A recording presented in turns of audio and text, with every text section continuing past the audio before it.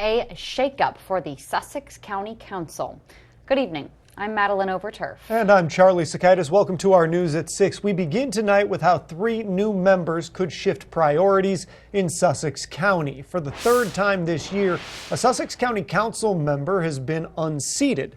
Sussex County District 3, which governs the Cape region, Democrat Jane Gruenebaum beating Mark Schaefer, who has held the seat since 2020. Gruenebaum beating Schaefer with 55% of the vote. She ran on a platform of curbing development and change. But it's not just Gruenebaum. She's joined by 2 new council members. And on this story, and joining us live now, is Coast TV News reporter Brandon Ferguson in Georgetown. Brandon, the winners you spoke with had similar ideas despite being from different political parties.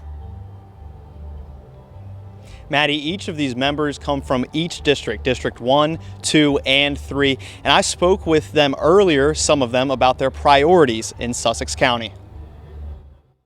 The Sussex County Council shakeup. 3 new members have been elected to the County Council: Matt Lloyd, Jane Gruenebaum, and Steve McCarron. Jane Gruenebaum, who will represent District 3, which covers the Cape region, believes people are ready for a change.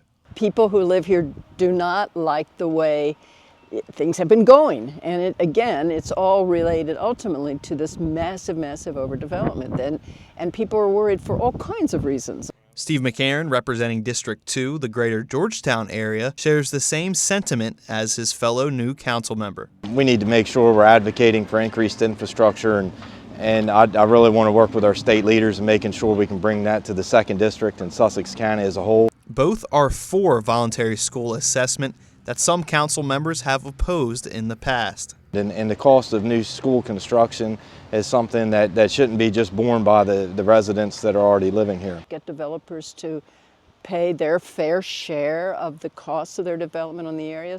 We reached out to Matt Lloyd for an interview but did not hear back. His campaign site lists the economy and affordable housing as 2 big priorities.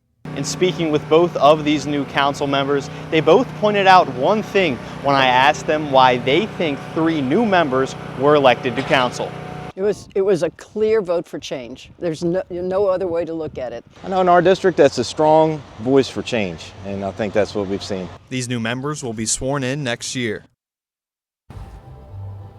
This is the first time since 2009 3 new members have been elected to County Council. In Georgetown, Brandon Ferguson, Coast TV News. Now, District 3's last 2 council members have only served 1 term. I.G. Burton lost to now current Councilman Mark Schaefer in 2020. That was in a primary by only 44 votes. Now, Schaefer is a 1-term councilman too. And here's some more change for that seat. Council districts are redistricted by law, and in 2022, it's because each district has to be within 5% of the same population.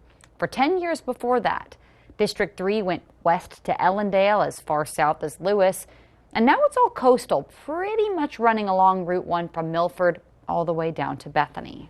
And this brings us to our Coast TV poll this evening. We want to know what should Sussex County Council's priority be next year? Let's take a look at the updated results from last news hour. Take a look at your screen.